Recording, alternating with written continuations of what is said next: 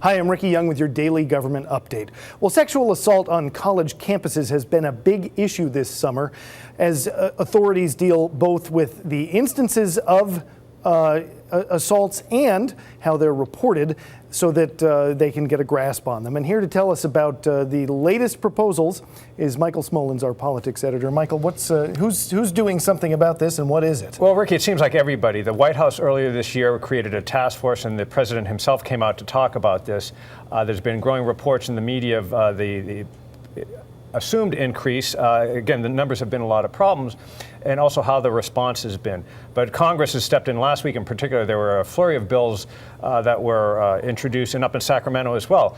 One of the key things they're doing is just trying to get, as you mentioned, a handle on the numbers. And one of the bills would actually just require all campuses that receive any federal money, which is most of them, even private schools, to conduct a legitimate survey to see what the problem is, if there is, on sexual assaults, how big it is, and how students are feeling about that. So that's sort of a base level thing. Some of the other legislation would require some sort of advocate on campus. Now, most college campuses have, centers and advocates, but they want to truly make these independent because there's concern, and a lot of the issue has been not so much the potential increase or the believed increase, but how the response has been. There's been some issues with the victims not being taken seriously enough. Women aren't trusting the universities because, let's face it, it's not good PR if suddenly you're having a rash of sexual assault incidents.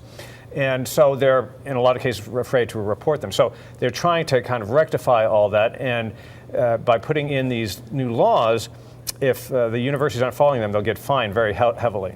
Do we have a sense of how our local campuses fare? I know you and I were talking a couple of weeks ago about UCSD specifically and some reporting issues there. Yeah, both have been dinged in certain ways. The real hotbed was up in Berkeley. That's really, in California, there was a group of women who organized saying, look, this is happening and we're not being taken seriously. That hasn't happened locally, but the state did an audit and looked at 4 campuses, one including San Diego State, and said some of their reporting was not up to snuff and had some recommendations on how to do that.